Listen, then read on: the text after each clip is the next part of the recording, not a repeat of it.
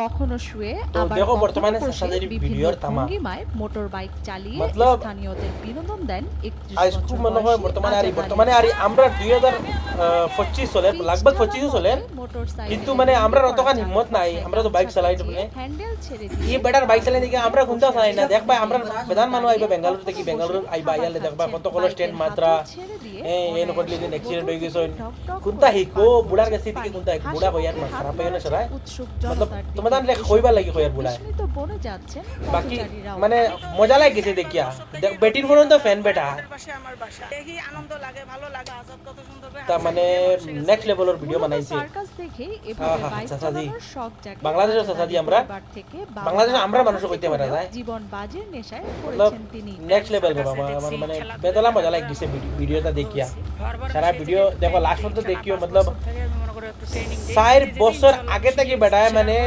ও জিনিস খান করে আমি খেলাধুলা দেখাই मतलब বাপ রে বাপ বলছিল যে বাবা এটা ভালো না কিতা কইতাম তার আমরা তো এই হিসাবে তো আমরা গুনতাও না মনে করো সমস্যা তো হতেই পারে তা আমি তাদেরকে দেখো বর্তমানে বলেছি, হারা দেখো ইনশাল্লাহ বললে দেখাই আমি নি যেভাবে গাড়ি বেটা চালাই আমার অ্যাক্সিডেন্ট মনে করো 5 বছর থেকে হয় নাই এদিকে ইনশাল্লাহ হবে না গত 4 থেকে 5 বছর ধরে কুড়িগ্রাম বুড়ঙ্গামারীর ব্যস্ততম সড়কে দক্ষ হাতে এভাবে বাইক চালিয়ে চমক সৃষ্টি করেছেন আজাদ আলী। ছোটবেলা থেকে বাইক কেনার শখ ছিল তার। পরে একসময় এনজিও থেকে ঋণ করে 16,500 টাকায় একটি সেকেন্ড হ্যান্ড মোটর বাইক কিনে শখ পূরণ করেন আজাদ। মোটরসাইকেলটা কিস্তির টাকা তুলে কেনার পরে আস্তে আস্তে ইনশাল্লাহ কিস্তির টাকা শোধ দিয়ে দিছি 16,000-17,000 টাকা দিয়ে বাইকটি আমি কিনছিলাম। এখন মনে করো কিনছি সে তো অতটা ভালো ছিল না, আমি তারপরে হালকা পাতলা কিছু কাজকর্ম করতে করি মনে করো গাড়িটা একটু ভালো করছিলাম। এরপর বাইকটি মডিফাই করে 2000 সালে শুরু করেন হাত ছেড়ে দিয়ে মোটর বাইক চালানোর। পরে কাজের ফাঁকে অবসর সময় পেলেই চলন্ত বাইকে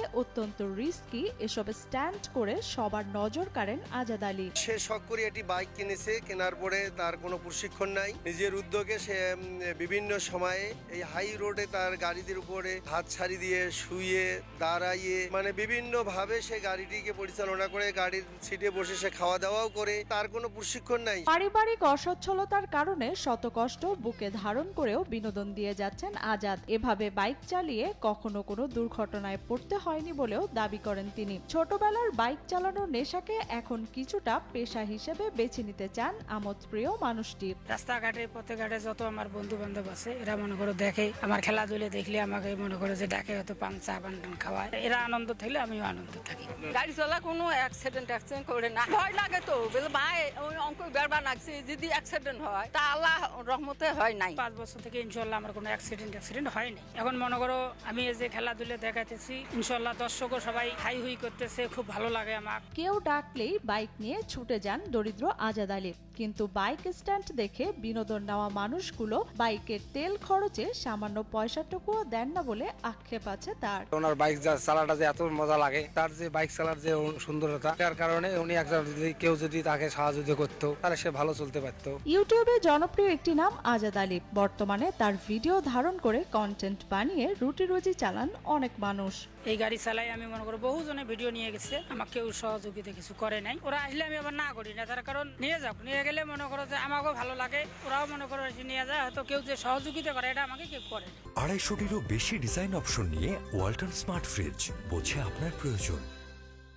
জেলার সদর উপজেলার ভোগডাঙ্গা ইউনিয়নের পাটেশ্বরী ইসলামপুর গ্রামে স্ত্রী, 2 ছেলে আর 1 মেয়েকে নিয়ে বসবাস করেন আজাদ। মূলত পেশায় দিনমজুর হলেও সময় সুযোগ পেলে অটোরিকশাও চালান আজাদ। টানাটানির সংসার হলেও বাইকের নেশা ছাড়তে পারেন না এখনো। আমি এই কৃষি কাজ করে মনে করো যে সংসার চালাই, অটো চালাই, মিশু চালাই, খুব কষ্টে কিস্তির টাকা তুলে আমি মনে করো যে একটা বাইক কিনছি। ব্যক্তি উদ্যোগ, এনজিও বা যে কোনো প্রাতিষ্ঠানিক সহযোগিতার মাধ্যমে তার প্রতিভা ও জনপ্রিয়তাকে কাজে লাগাতে পারা উচিত বলে মনে করেন কুড়িগ্রাম ভোগডাঙ্গা ইউপি চেয়ারম্যান মোহাম্মদ সাইদুর রহমান। সমাজে আমাদের বিভিন্ন পর্যায়ে বিনোদনের ব্যবস্থা থাকে, সেখানে যদি সামাজিক উদ্যোগে তাকে যদি ডেকে নেওয়া হতো তাহলে সেখান থেকেও সে একটা আর্ন করে তার জীবিকা নির্বাহ করতে পারতো। আর তার একটু প্রশিক্ষণের ব্যবস্থা আসলে জরুরি। এ পর্যায়ে আমি যারা ঊর্ধ্বতন কর্তৃপক্ষ আছে তাদের দৃষ্টি আকর্ষণ